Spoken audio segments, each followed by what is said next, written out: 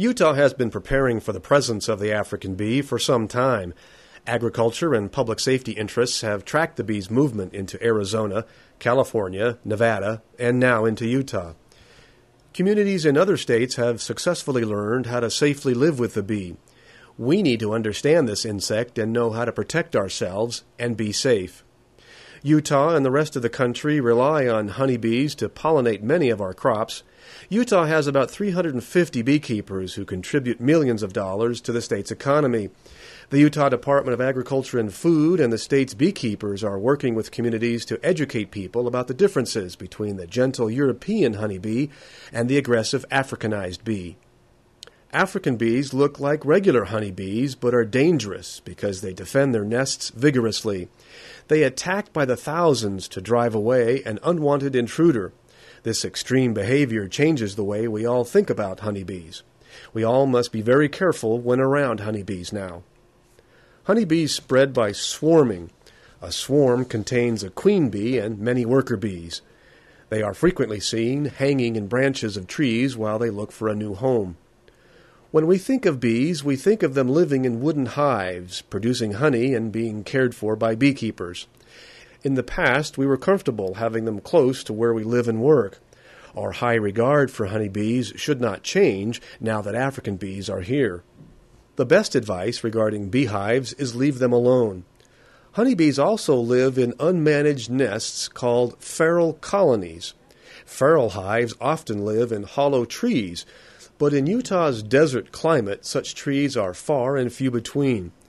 In this case, bees find other places to develop a hive, such as in rock formations or underground. It is common to find bee colonies in rock crevices. Bees can build colonies in natural or man-made caves, such as mine shafts or an opening in abandoned buildings.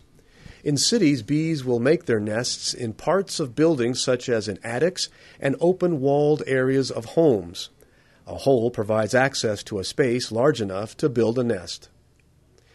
African bees sometimes build nests in underground water meters. Bees need lots of water to cool their nests, especially in the summer. Bees visiting flowers are important for pollination. Even Africanized bees are seldom aggressive while foraging for pollen. They turn aggressive when defending their hive. Not all bees are Africanized, but it's difficult to tell them apart just by looking at them. That's why it's best to treat all bees as potential threats and avoid areas where bees are present.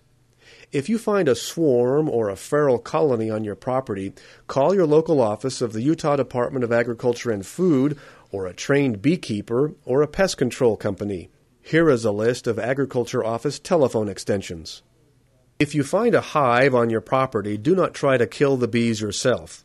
If the bees are Africanized, simply approaching the nest could set off thousands of stinging bees that will attack you or anyone nearby, including pets and farm animals. Unprotected people or animals that cannot flee could be attacked and stung so many times they could die. If you accidentally see or create a stinging event, call 911 immediately to report it. Fire departments have been trained to respond to stinging emergencies, and they wear special protective suits to locate the colony. The firemen, with their suits taped shut and wearing bee veils, use a special foam mixture that kills the bees. Besides eliminating existing bee colonies, you can deny places for bees to nest by bee-proofing your house. Find all the cracks and holes in the outside walls and foundation that can lead to places where bees can nest. Fill those holes and cracks to prevent bees from building nests inside. Bees do not like dark-colored clothing. When bees attack, they go for your head.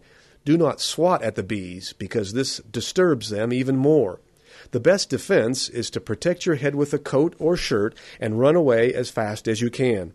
Remember to leave an opening so you can see where you're running. When hiking or camping, be aware of feral colonies. Check out the area before you set up camp. Take extra care when using noisy machinery. Many people have been attacked when mowing their lawn or operating any machinery that makes a loud noise or vibrates. In any situation, keep an escape route in mind. Never jump into water. Instead, look for a car or building. These are good places to escape bees. Like European honeybees, Africanized bees can only sting once and leave the stinger behind. It should be quickly removed with a fingernail, a credit card, or key. If you are stung many times, seek medical attention right away. Remember, African bees are now residing in the warm climates of southern Utah. How far north they will migrate is not clear. Under certain circumstances, they could migrate into colder areas and build protective nests. So for safety's sake, consider any bee colony a threat and leave it alone. If you are attacked by bees, protect your head and run. If you see a stinging emergency, call 911. To report swarms of feral colonies or to answer questions about African bees, call the Utah Department of Agriculture and Food at the numbers on your screen.